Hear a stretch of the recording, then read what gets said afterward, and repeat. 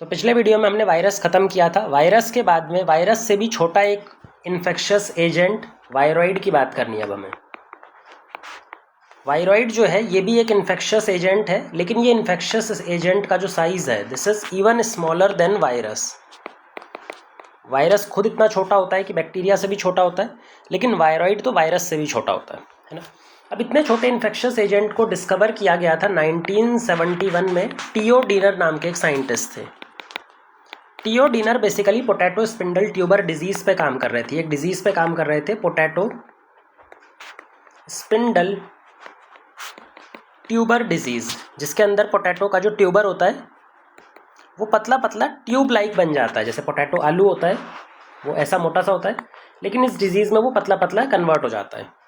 इस डिजीज़ के अंदर जब ये स्टडी कर रहे थे तो उन्होंने पाया कि जो कॉजेटिव एजेंट है वो एक नया पैथोजन है। वो एक ऐसा पैथोजन है जिसका साइज़ वायरस से भी छोटा है। मतलब जो पैथोजन इनको मिला इस डिजीज़ के लिए, इसका साइज़ वायरस से भी कई गुना छोटा था। बाद में इसको आइडेंटिफाई किया in the form of viroid. अब ये क्यों छोटा है, इसका केमिकल कॉम्पोजिशन जब देखेंगे तो समझ में आ जाएगा। वायरॉइड के अंदर में जैसे हमने वायरस में देखा था कि प्रोटीन कैप्सिड एब्सेंट होता है, यहाँ पर कोई प्रोटीन कोट या फिर कैप्सिड प्रेजेंट नहीं होता। यहाँ सिर्फ और सिर्फ एक ही चीज़ होती है, जेनेटिक मटेरियल। और इसका जो जेनेटिक मटेरियल है वो किस फॉर्म में रहता है हमेशा? इसका जेनेटिक मटेरियल हमेशा ही सिंगल स्ट्रैंडेड सर्कुलर आरएनए की फॉर्म में रहता है। मतलब कुछ ऐसा सिंगल स्ट्रैंडेड और सर्कुलर आरएनए। और ये जो आरएनए है ये स्मॉल साइज़ का होता है, लो मॉलिक्यूलर वेट होता है। अगर इसका मॉलिक्यूलर वेट देखा जाए तो ये काफ़ी कम होता है, साइज़ देखा जाए तो छोटे से साइज़ का ये होता है। अब हमने वायरस के अंदर में बताया था कि वायरस एक ऑब्लिगेट पैरासाइट है, इंट्रासेल्युलर पैरासाइट। इसी तरह से वायरॉइड भी एक ऑब्लिगेट पैरासाइट होता है। जैसे वायरॉइड है जो है ये भी ऑब्लिगेट इंट्रासेल्युलर पैरासाइट, मतलब सेल के अंदर जाकर के लिविंग प्रॉपर्टी ये भी शो करता है। पर ये सिर्फ और सिर्फ प्लांट्स के अंदर डिजीज़ करता है, ये बैक्टीरिया और एनिमल्स में डिजीज़ नहीं कर सकता। ये सिर्फ और सिर्फ कहाँ डिजीज़ करता है? प्लांट्स में। एक डिजीज़ आपको याद रखनी है, पोटैटो स्पिंडल ट्यूबर डिजीज़, जिसमें इसकी डिस्कवरी हुई है। प्रियॉन वायरॉइड के बाद में तीसरा जो नॉन सेल्यूलर इन्फेक्शियस एजेंट है दैट इज़ प्रियॉन। अब प्रियॉन जो होता है ये एक न्यूरोलॉजिकल डिजीज़ कॉज करने वाला इन्फेक्शियस एजेंट है। ये बहुत सारे न्यूरोलॉजिकल डिजीज़ कॉज करता है। एनिमल्स के अंदर में, ह्यूमंस के अंदर में न्यूरोलॉजिकल डिजीज़ कॉज करता है। क्या होता है प्रियॉन? प्रियॉन एक्चुअली में सिर्फ और सिर्फ एक प्रोटीन है जिसकी मिसफोल्डिंग हो गई है। यानी कि एक ऐसा प्रोटीन जो मिसफोल्ड हो गया है, ऐसे मिसफोल्डेड प्रोटीन को हम क्या बुलाते हैं? प्रियॉन। प्रियॉन के अंदर में सिर्फ और सिर्फ प्रोटीन मिलता है, इसमें कोई जेनेटिक मटेरियल नहीं होता। जैसे अगर हमने बात की थी वायरॉइड की, तो वायरॉइड में प्रोटीन एब्सेंट था, जेनेटिक मटेरियल प्रेजेंट था। प्रियॉन में बिल्कुल रिवर्स केस हो जाता है। यहाँ पे प्रोटीन प्रेजेंट होता है और प्रोटीन जो है वो मिसफोल्डेड प्रोटीन है। लेकिन अगर जेनेटिक मटेरियल की बात करें तो जेनेटिक मटेरियल यहाँ पर कंप्लीटली एब्सेंट होता है। ना तो आरएनए होता है इसके पास, ना डीएनए होता है, सिर्फ और सिर्फ मिसफोल्डेड प्रोटीन होता है इसके पास। क्योंकि यहाँ पर प्रोटीन पाया जा रहा है तो इसका जो साइज़ होता है वो वायरस के बराबर होता है। ये इसका जो साइज़ है प्रियॉन का वो वायरस के बराबर ही होता है। ठीक है, अब बात करेंगे इसके डिजीज़ की, किस तरह की डिजीज़ कॉज करता है और कैसे ये एक ऑर्गेनिज्म से दूसरे में, एक एनिमल से दूसरे में फैल सकता है। जो कॉमन एग्जाम्पल है इसकी डिजीज़ के वो एक है मैड काउ डिजीज़। कैटल के अंदर में, काउ के अंदर में एक डिजीज़ कॉज करता है जिसका नाम होता है मैड काउ डिजीज़। इस डिजीज़ को हम BSE डिजीज़ यानी बोवाइन स्पॉन्जिफॉर्म एन्सेफेलोपैथी, बोवाइन का मतलब ही होता है कैटल या काउ, स्पॉन्जिफॉर्म एन्सेफेलोपैथी मतलब स्पॉन्जिफॉर्म यानी कि जो ब्रेन है उसमें जाकर के मिसफोल्डेड प्रोटीन कैटलिस्ट की तरह काम करता है और ब्रेन के टिश्यू को स्पॉन्जी बना देता है। जो ब्रेन का नॉर्मल टिश्यू होता है किसी ऑर्गेनिज्म का, यहाँ पर ये जाकर के इसको स्पॉन्जी क्रिएट कर देता है, इसको स्पॉन्जी बना देता है, ख़राब कर देता है और हमारे ब्रेन का या फिर जो कैटल का ब्रेन है उसको डैमेज कर देता है, न्यूरोलॉजिकल डिजीज़ कॉज कर देता है। ये जो डिजीज़ है ये काऊ के अंदर में होती है, ह्यूमंस के अंदर नहीं होती। लेकिन इसी के जैसी सिमिलर टाइप की एक डिजीज़ है जो ह्यूमंस में भी होती है, जिसको बोलते हैं CR जैकब डिजीज़ या फिर CJD। इसी डिजीज़ का नाम है CJD या फिर CR जैकब डिजीज़। ये जो डिजीज़ है ये सेम मैड काउ डिजीज़ जैसी होती है, लेकिन ये ह्यूमंस में होती है। ठीक है, ये ह्यूमंस में होती है। अब बात करते हैं कि प्रियॉन की कोई भी डिजीज़ हो ये स्प्रेड कैसे होती है। प्रियॉन डिजीज़ 3 तरीके से हो सकती है। पहला तो हो सकता है जेनेटिक लेवल पर। अगर किसी के अंदर में ऐसे जीन्स हैं जिसका प्रोटीन मिसफोल्ड होने के लिए कैटलिस्ट करता है, उसके प्रोटीन की मिसफोल्डिंग होना जेनेटिक लेवल पे है, तो ये एक जनरेशन से दूसरे जनरेशन में जा सकती है। दूसरा होता है इन्फेक्शन के थ्रू, आउटसाइड वर्ल्ड से आ जाना, फूड के थ्रू, या फिर जो पर्सन इन्फेक्टेड है इस प्रियॉन से, जब ये अपने प्रियॉन इसकी बॉडी से बाहर जाता है तो वो फूड के साथ, वाटर के साथ मिक्स होकर किसी पर्सन के अंदर चली जाए, तो ऐसा मिसफोल्डेड प्रोटीन जब हमारी बॉडी में जाएगा तो ये और भी प्रोटीन्स को कैटलाइज कर देगा मिसफोल्ड होने के लिए। तो एक बार जब ये हमारी बॉडी में जाएगा तो बाकी सारे प्रोटीन्स को भी मिसफोल्ड कर देगा और प्रियॉन का रिप्रोडक्शन करवा देगा। तो ये हमारे पास जेनेटिक लेवल पे भी आ सकता है और इन्फेक्शन के थ्रू भी आ सकता है। तो दोनों तरह से आ सकता है। कई बार म्यूटेशन के थ्रू भी ये बन सकता है, जिसमें प्रोटीन मिसफोल्ड हो जाता है हमारी बॉडी में खुद ही, और वो मिसफोल्डेड प्रोटीन एक कैटलिस्ट की तरह बिहेव करता है, बाकी सारे प्रोटीन्स को भी मिसफोल्ड कर देता है। तो तीनों तरह से ये डिजीज़ हो सकती है। जेनेटिक लेवल पे इन्फेक्शन से बाहर से आ सकता है, और कोई म्यूटेशन होने की वजह से खुद की बॉडी में भी क्रिएट हो सकता है। फिर अब बात करनी है हमें सिम्बायोटिक ऑर्गेनिजम्स की। अभी तक हमने नॉन सेल्यूलर ऑर्गेनिज्म की बात की है, जिसमें हमने वायरस पढ़ा, वायरॉइड पढ़ा और प्रियॉन पढ़ा। इनके द्वारा क्या क्या डिजीज़ होती हैं, किसको ये इन्फेक्ट कर सकते हैं, और क्या साइज़ होता है, क्या केमिकल कॉम्पोजिशन होता है, वो सब हमने देखा। अब हमें कुछ ऐसे ऑर्गेनिज्म पढ़ने हैं जो सिम्बायोटिक होते हैं। अच्छा, सिम्बायोटिक का मतलब क्या होता है? Mutually beneficial. एक ऐसा इंटरेक्शन, दो लिविंग ऑर्गेनिज्म साथ साथ में आकर के रहने लगते हैं, और इससे मान लो ये ए ऑर्गेनिज्म है और ये बी ऑर्गेनिज्म है, इससे ए को भी फ़ायदा होता है और बी को भी फ़ायदा होता है। दोनों को म्यूचुअलिस्टिक बेनिफिट मिलता है, दोनों को फ़ायदा मिलता है। इसको भी बेनिफिट मिलता है और इसको भी बेनिफिट मिल रहा होता है। क्योंकि दोनों को बेनिफिट मिल रहा होता है तो इस तरह का एसोसिएशन नेचर में कई जगहों पे हमें देखने को मिलेगा, जिसके 2 एग्जाम्पल हम यहाँ पे बहुत अच्छे से डिस्कस करेंगे। एक है लाइकन और दूसरा है माइकोरहाइजा। एक है लाइकन और दूसरा है माइकोरहाइजा। अब लाइकन किसको बोलते हैं? लाइकन एक सिम्बायोटिक एसोसिएशन है बिटवीन फंजाई प्लस एल्गी। कई बार यहाँ पे ब्लू ग्रीन एल्गी भी आ जाता है, साइनोबैक्टीरिया भी होता है, और नॉर्मल एल्गी जो होता है वो भी हो सकता है, दोनों हो सकते हैं।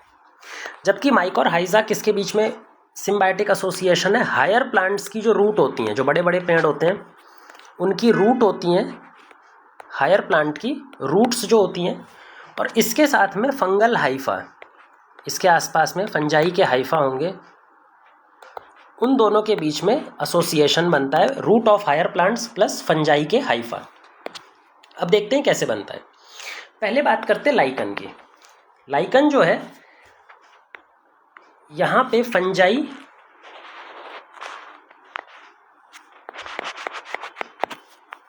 के हाइफा, ये फंजाई है जो हमने वाइट कलर से बनाया है, और कुछ अमाउंट ऑफ एल्गी भी प्रेजेंट होता है यहाँ पे।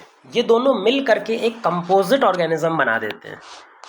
यहाँ पे एक कंपोजिट ऑर्गेनिज्म बना देते हैं जिसको देख के कभी ये पता नहीं चल सकता कि ये 2 ऑर्गेनिज्म का एसोसिएशन है। जब भी आप नेचर में इसको देखोगे तो आपको यही लगेगा कि ये एक सिंगल ऑर्गेनिज्म की फॉर्म में रह रहे हैं।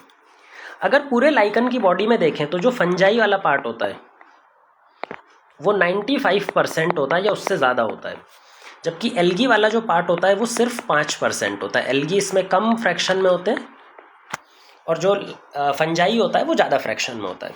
इन दोनों का काम भी डिवाइडेड होता है। जैसे मैंने बताया था कि म्यूचुअलिस्टिक एसोसिएशन में हमेशा लिविंग ऑर्गेनिज्म को फ़ायदा मिलता है, तो यहाँ पे एल्गी को भी फ़ायदा मिलना चाहिए और फंजाई को भी फ़ायदा मिलना चाहिए। अगर हम एल्गी के फ़ायदे की बात करें तो एल्गी को क्या फ़ायदा मिलता है? एल्गी को रहने की जगह मिल जाती है और साथ में वाटर एब्जॉर्ब करके मिल जाता है, मिनरल्स एब्जॉर्ब करके मिल जाते हैं। जो भी वाटर और मिनरल है वो कौन एब्जॉर्ब कर देगा? फंजाई के जो हाइफे ज़मीन में घुसे हुए हैं वो वाटर और मिनरल्स को एब्जॉर्ब करके एल्गी को दे देगा। जबकि फंजाई का क्या फ़ायदा होगा, फंजाई को फूड मिल जाता है। आपको मालूम होगा एल्गी क्या कर सकता है, फोटोसिंथेसिस। क्योंकि एल्गी फोटोसिंथेसिस कर सकता है तो फोटोसिंथेसिस करके जो फूड बनाएगा वो एल्गी वो फंजाई के साथ में डायरेक्ट शेयर कर लेता है, तो दोनों का काम बटा होता है। इसीलिए हम दोनों कंपोनेंट्स का नाम भी देते हैं। जो एल्गल कंपोनेंट होता है किसी फंजाई का, मतलब लाइकन का जो एल्गल कंपोनेंट होता है उसको हम फाइकोबायोंट भी बुलाते हैं। फाइकोबायोंट यानी फोटोसिंथेटिक। और जो फंजाई वाला कंपोनेंट होता है उसको हम माइकोबायोंट भी बुलाते हैं, माइकोबायोंट। ये फोटोसिंथेटिक नहीं होता, ये वाटर और मिनरल एब्जॉर्ब करता है। ये नॉन फोटोसिंथेटिक होता है, वाटर और मिनरल का एब्जॉर्प्शन कर रहा होता है। तो इस तरह से हमने दोनों के काम भी बांट रखे हैं और दोनों के नाम भी इस तरह से बांट रखे हैं। एल्गी का एक और फ़ायदा होता है कि जो एल्गी है वो पॉल्यूशन इंडिकेटर भी होता है। एल्गी उसी जगह पर ग्रो करेगा जहाँ पे पॉल्यूशन लेवल, पर्टिकुलरली जो एयर पॉल्यूशन है, एयर पॉल्यूशन में भी सल्फ़र पॉल्यूशन, सल्फ़र डाइऑक्साइड जो गैस वगैरह होती हैं, सल्फ़र गैस जो होती हैं, उनके लिए लाइकन जो होता है वो काफ़ी ज़्यादा सेंसिटिव होता है। जैसे ही नेचर में सल्फ़र डाइऑक्साइड बढ़ता है, एल्गी उस जगह से गायब हो जाता है, वहाँ से डिसअपियर हो जाता है, वहाँ कभी भी ग्रो नहीं कर सकता। इसीलिए हम बोलते हैं कि ये एक बहुत ही अच्छा पॉल्यूशन इंडिकेटर होता है। और पॉल्यूशन में भी कौन सा pollution, air pollution, sulphur dioxide का पॉल्यूशन जो है उसको इंडिकेट करने का ये काफ़ी इंपॉर्टेंट रोल करता है। अगर लाइकन जो है वो पॉल्यूशन इंडिकेटर है तो लाइकन जर्नली उन जगहों पे कभी भी नहीं मिलता जहाँ पे सिटीज़ होती हैं या बड़ी ह्यूमन सिविलाइजेशन होती हैं, बड़ी ह्यूमन सेटलमेंट्स जहाँ पे मिलती हैं, वहाँ पर कभी भी लाइकन ग्रो नहीं करता। लाइकन हमें जर्नली डीप फॉरेस्ट में, जब हम काफ़ी अंदर फॉरेस्ट के जाएंगे तभी जा कर के मिल सकता है। ये हो गया लाइकन की बात। लाइकन के बाद में जो दूसरा कंपोजिट ऑर्गेनिज्म, दूसरा म्यूचुअलिस्टिक ऑर्गेनिज्म हमें समझना है, दैट इज माइकोरहाइजा। माइकोरहाइजा भी एक सिम्बायोटिक एसोसिएशन है, लेकिन यहाँ पर सिम्बायोटिक एसोसिएशन किसके बीच में बनती है, जो हायर प्लांट्स की रूट्स होती हैं, रूट्स ऑफ हायर प्लांट्स, और साथ में फंजाई के हाइफा, फंगल हाइफा या फिर फंजाई के हाइफी, इन दोनों के बीच में एसोसिएशन बनता है। अब ये एसोसिएशन कैसे रहता है वो समझ लेते हैं। जैसे मान लो हमें यहाँ पे रूट बना लेते हैं, प्लांट है, अब ये प्लांट की रूट है ना। बीच में तो हमारे पास सेंट्रल पार्ट होता है जो हम एनाटॉमी में बहुत अच्छे से पढ़ेंगे, जाइलम फ्लोएम वाला पार्ट अभी छोड़ दो, ये सेंट्रल पार्ट है। इस सेंट्रल पार्ट के बाहर पे होता है कॉर्टेक्स सेल, जो बाहर वाली साइड होता है ना इस सेंट्रल वाले पार्ट के, इसको बोलते हैं कॉर्टेक्स के सेल। एनाटॉमी में हम ये सारी चीज़ें डिस्कस करेंगे, अभी बस ये आप याद रख लेना कि ये जो सेल होते हैं these are called as cortex के सेल। रूट के आसपास फंजाई के हाइफा ग्रो करने लगते हैं, ये फंजाई के हाइफा हैं। फंजाई के हाइफा धागे जैसे होते हैं, ऐसे धागे नुमा हाइफा ग्रो करने लगते हैं। अब अगर इनको डायरेक्ट एसोसिएशन बनाना है प्लांट के साथ, तो डायरेक्ट एसोसिएशन बनाने के लिए अपने हाइफा से कुछ ब्रांचिंग प्रोड्यूस करते हैं, और ये ब्रांचिंग जा करके कॉर्टेक्स सेल के बीच बीच में इस तरह से प्रेजेंट हो जाती है। जा करके कॉर्टेक्स सेल में इस तरह से ब्रांचिंग बीच बीच में प्रेजेंट हो जाती है। ये अब क्योंकि यहाँ पर जो फंगल हाइफा था, फंजाई था, इसने अपनी कुछ ब्रांचिंग कर ली, और ब्रांचिंग जो है वो कहाँ तक जा रही है, ये ब्रांचिंग जा रही है कॉर्टेक्स सेल के बीच में। ये इसकी ब्रांचेज हैं, कुछ हाइफा के एक्सटेंशन हैं जो कॉर्टेक्स सेल के बीच बीच में होकर के जा रहे हैं। इन ब्रांचिंग की वजह से क्या प्लांट का टिश्यू और जो फंजाई हाइफा है ये डायरेक्ट कनेक्शन बना लिया, बिल्कुल। अब इससे फ़ायदा कैसे होगा दोनों को वो समझो। फंजाई को क्या मिलेगा, फंजाई को डायरेक्ट फूड मिल जाएगा। भाई जो भी फूड प्लांट बनाएगा क्या वो फंजाई एब्जॉर्ब कर सकता है डायरेक्टली यहाँ से, बिल्कुल। और फंजाई को रहने की जगह मिल गई, तो जो फंजाई है उसका क्या फ़ायदा हुआ, एक तो उसको बना बनाया खाना मिल गया, क्योंकि प्लांट फोटोसिंथेसिस करके खाना बना ही रहा है, उसको भी दे देगा थोड़ा सा, और खाने के अलावा रहने की जगह मिल गई, जो एनकोरेज होता है, सपोर्ट मिल गया, रहने की जगह मिल गई। ये तो प्लांट की बात हो गई। ये तो फंजाई की बात हो गई, फंजाई को क्या बेनिफिट हुआ। बट ये प्लांट इतना सारे फंजाई को क्यों होस्ट कर रहा है, प्लांट का क्या फ़ायदा होगा? भाई प्लांट का फ़ायदा होगा कि जो फंजाई होता है इसका नेटवर्क बहुत बड़ा होता है। ये हमने तो बहुत कम बनाया है। फंजाई जो होता है वो हाईली नेटवर्क फॉर्म में होता है, क्योंकि फंजाई का नेटवर्क बहुत फैला हुआ रहता है। तो इस फैले हुए नेटवर्क की वजह से जो रूट का सरफेस एरिया हो जाएगा, जहाँ से रूट वाटर एब्जॉर्ब कर सकता है, वो काफ़ी ज़्यादा इंक्रीज़ हो जाएगा। क्योंकि फंजाई बहुत बड़ा नेटवर्क की फॉर्म में, तो इसका जो वाटर एब्जॉर्प्शन एरिया है ना वो बहुत ज़्यादा इंक्रीज़ हो जाएगा, इतना सारा हो जाएगा जहाँ से ये वाटर एब्जॉर्ब कर सकता है और कुछ मिनरल एब्जॉर्ब कर सकता है। तो प्लांट को क्या फ़ायदा मिलेगा? फंजाई इसको वाटर एब्जॉर्ब करके देगा, उसकी एफिशिएंसी बढ़ जाएगी, और जो सॉइल के मिनरल्स हैं उसको भी एब्जॉर्ब करके देगा। मिनरल्स में सबसे इंपॉर्टेंट होता है फॉस्फेट। प्लांट डायरेक्टली फॉस्फेट को एब्जॉर्ब करने में इनकेपेबल होता है, तो जो फॉस्फेट मिनरल है उसको सबसे ज़्यादा बढ़ा देता है एब्जॉर्प्शन फंजाई। तो फॉस्फेट का एब्जॉर्प्शन करवाने में भी हेल्प करता है। इसके अलावा भी बहुत सारे बेनिफिट्स फंजाई इसको प्रोवाइड करता है, जैसे कि इसको टॉलरेंट बना देता है। जितने भी एबायोटिक स्ट्रेस होते हैं, जो एनवायरमेंटल स्ट्रेस होते हैं, कभी अगर नेचर में एनवायरमेंटल स्ट्रेस आ गया, सूखा पड़ गया, तो उस कंडीशन में एनवायरमेंटल स्ट्रेस से रेजिस्टेंस प्रोवाइड करता है, टॉलरेंस प्रोवाइड करता है फंजाई प्लांट को। फंजाई इसको दूसरे किसी माइक्रोब या फिर पैथोजेनिक बैक्टीरिया और फंजाई को आने से रोकता है। जो फंजाई है वो किसी पैथोजेनिक बैक्टीरिया या फिर फंजाई को इसके पास आने से रोकेगा, प्लांट को डिजीज़ होने से बचा लेता है। तो ये इंपॉर्टेंट है हमारा माइकोरहाइजा का। अब माइकोरहाइजा खुद भी दो टाइप्स का होता है। ये तो हमने माइकोरहाइजा पढ़ लिया, बट माइकोरहाइजा जो होता है ये खुद भी दो टाइप्स का होता है। एक होता है एंडोमाइकोरहाइजा और एक होता है एक्टोमाइकोरहाइजा।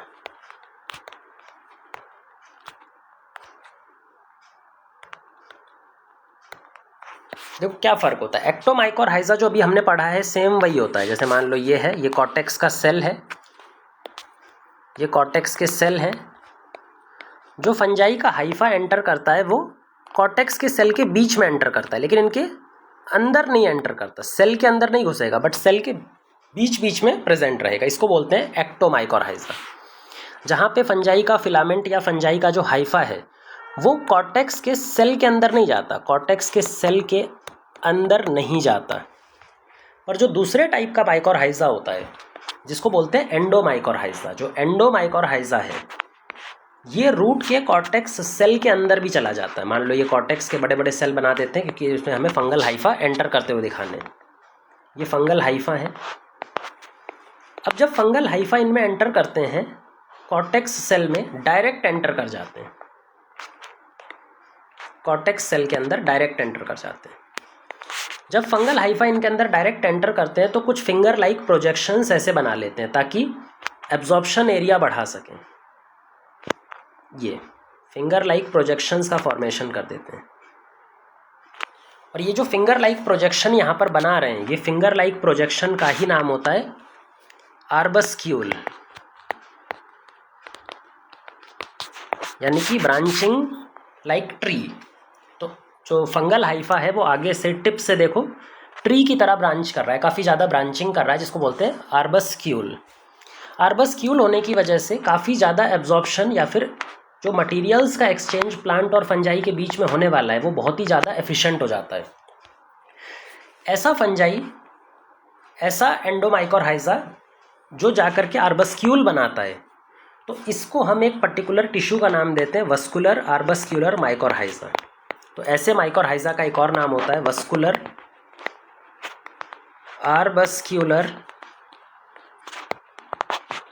माइकोरहाइजा।